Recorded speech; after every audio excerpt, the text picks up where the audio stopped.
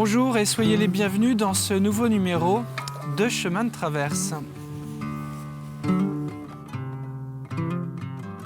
Sculpteurs, sérigraphistes, ébénistes d'art, décorateurs, cette semaine je vous emmène à Saint-Laurent-sur-Sèvre à la découverte des ateliers du Polar. Vous allez le voir, c'est un collectif unique en son genre.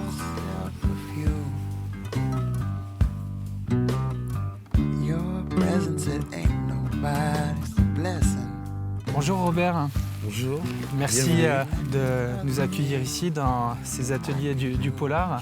Alors c'est toi qui as créé ce collectif dans un lieu assez incroyable, je dois dire.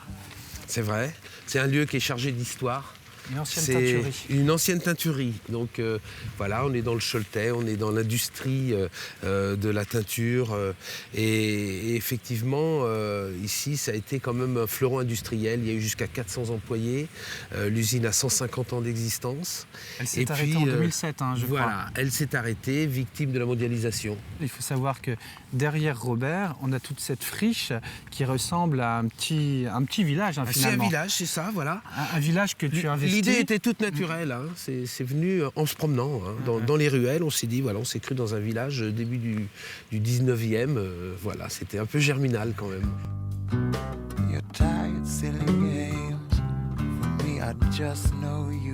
Alors donc là, je vais t'inviter à aller voir les ateliers qui ont été réhabilités.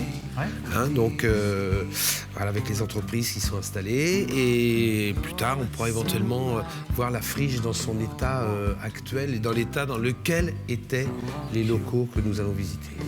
Avec grand plaisir. Je t'invite.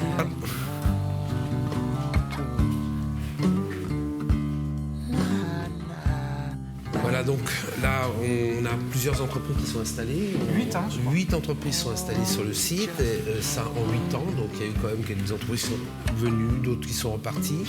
L'intérêt, c'est quand même d'avoir pu s'installer alors en période de crise, puisque ça a démarré en 2008. Et on est en 2016. Les entreprises sont assez florissantes. Elles travaillent sur le web, via Internet. Beaucoup avec vraiment une vente en ligne et sur des événements, on pourra peut-être en parler, qui se déroulent ici. Donc là, on a un atelier qui s'appelle l'atelier Bingo. On va aller le voir. Je crois qu'ils font de la sérigraphie ici. On ira voir des ébénistes d'art un peu plus tard. Mais je te propose, Robert, qu'on s'échappe un instant et qu'on aille à Saint-Gilles-Croix-de-Vie. On va rester un peu dans le même domaine. On va aller découvrir Nivine. C'est un atelier de souffleur de verre. De l'art au bout des doigts. C'est un sujet signé Cyril Guillet. C'est de la physique de base. Température de ramollissement, la physique et de la chimie, quoi. C'est ici, à Saint-Gilles-Croix-de-Vie, que la société Nivine s'est implantée en octobre 2014. Son cœur de métier, le soufflage de verre au chalumeau, un savoir-faire transmis de père en fils et que Wilfried Alain n'a de cesse de perpétuer. Mais tout commence par la matière première, le verre, et aujourd'hui, seuls 2 fournisseurs, un Tchèque et un Allemand, peuvent répondre aux critères précis nécessités par cette pratique.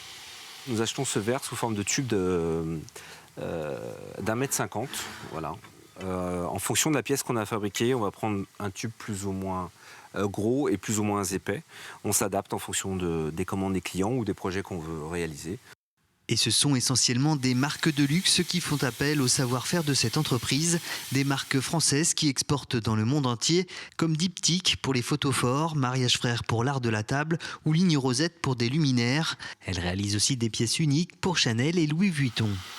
Le geste est précis, les réalisations parfaites et c'est le plus souvent sur un tour que ces pièces prennent vie. Le chalumeau est en train de travailler, il fait son effet. On arrive à une température qu'on appelle de ramollissement, qui est au-delà de 700 degrés. La flamme en elle-même est à 1500 degrés, donc on couvre largement ses besoins.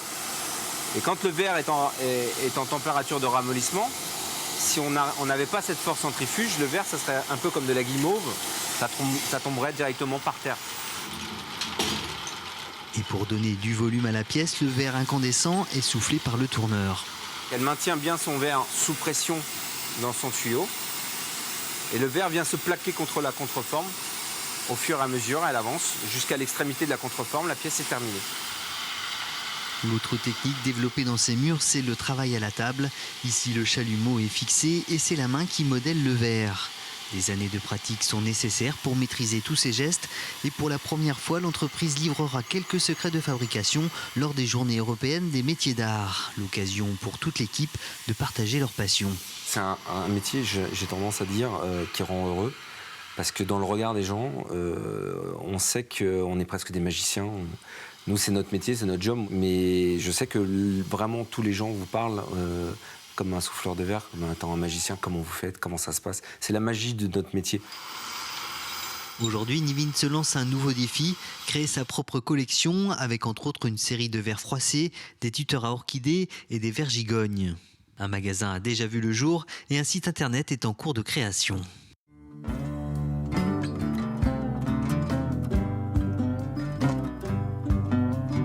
Nous voici de retour aux ateliers du Polar à Saint-Laurent-sur-Sèvre. On va aller tout de suite rencontrer deux sérigraphistes, Adèle et Max, dans leur atelier, l'atelier Bingo. Bonjour Adèle. Bonjour. Alors vous êtes installée ici il y a 3 ans avec Max. Vous avez quitté Paris, vous vous êtes dit on a envie de campagne, on n'a plus envie d'être dans 20 mètres carrés dans un petit appartement à Paris. Oui. Et voilà, envie d'air, de temps et oui, avoir du temps pour nous deux, pour expérimenter et pour trouver un univers. On n'avait pas notre univers aussi avant ensemble et ce lieu, on s'est dit que c'était l'endroit parfait pour vraiment travailler ensemble et prendre notre temps. Un coup de cœur, donc, avec 3 ans de recul, vous vous sentez toujours bien ici ? On se sent toujours bien, oui, on se sent toujours bien et tout le monde nous en parle en fait. C'est vrai que même quand on monte à Paris, tout le monde nous dit alors votre atelier en pleine campagne, comment ça se passe ? On y est très bien. C'est ce côté usine réhabilitée en bord de Sèvres qui donne ce côté un peu atypique à notre profession parce que c'est vrai qu'il y a beaucoup de sérigraphes, mais beaucoup de gens sont sur Paris ou sur Nantes. Et d'être à la campagne, ça nous rend un peu atypique, on va dire. Et du coup, il y a plein de gens. On a même eu un magazine de Norvège qui sont venus prendre l'avion, ils sont arrêtés à Paris, ils ont pris une voiture, ils sont venus jusqu'à nous pour venir découvrir voilà, notre activité et aussi le lieu. Alors qu'est-ce que fait Max ? Là, il est en train de travailler. Il faut signaler que votre appartement, il est collé à l'atelier. C'est ça le charme de cette localisation ici en usine. Hein. Oui, alors ce qui est pratique, c'est que le matin, on se lève et on est directement plongé dans le bain. On n'a pas besoin d'avoir des transports en commun. Voilà. Gros avantage. Gros avantage. On peut même travailler en pyjama. Là, on s'est mis beau pour la télé. mais voilà. Et ça nous permet aussi de travailler, d'avoir des horaires aussi pas mal. Voilà, ça nous arrive de finir très tard et de pouvoir travailler dans notre atelier. Voilà.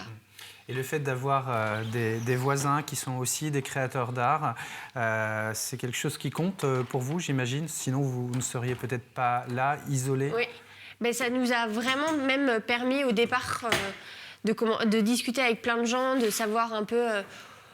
Voilà, quand on arrive à Saint-Laurent-sur-Sèvre et qu'on connaît personne, c'est vrai que de trouver des personnes qui ont les mêmes affinités, c'est très chouette.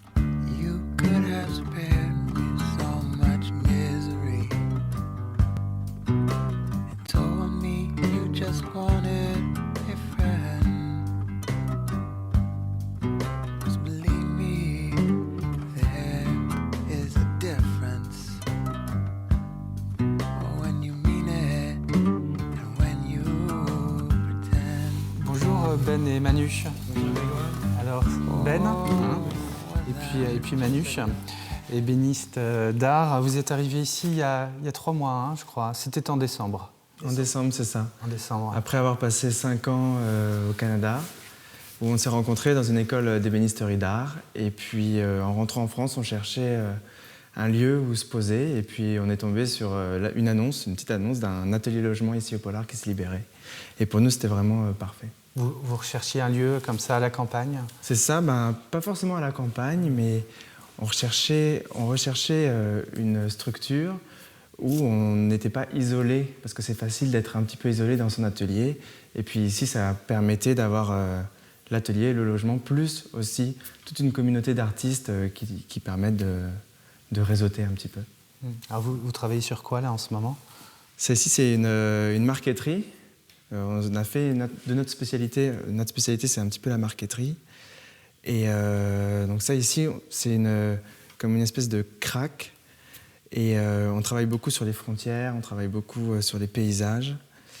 Suite à un voyage qu'on a fait cet été où justement On a beaucoup flirté avec la frontière entre les États-Unis et le Mexique, et ça nous a beaucoup inspiré, beaucoup...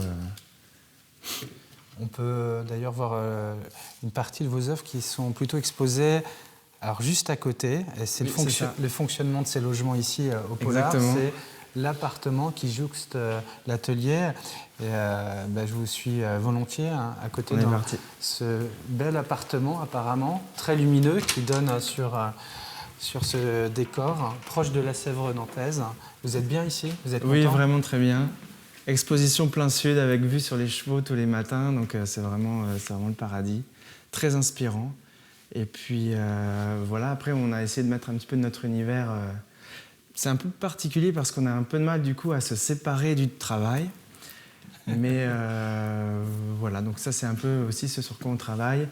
Avec de la résine époxy, on travaille sur des paysages, des lacs, des rivières, des montagnes. Des découpages de paysages en tout cas.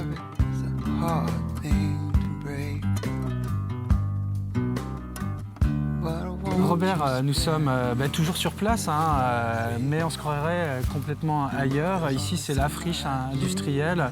Ce qu'il en reste aujourd'hui, un village abandonné. J'imagine qu'avec ça, on a envie d'avoir plein de projets, de poursuivre là-dedans.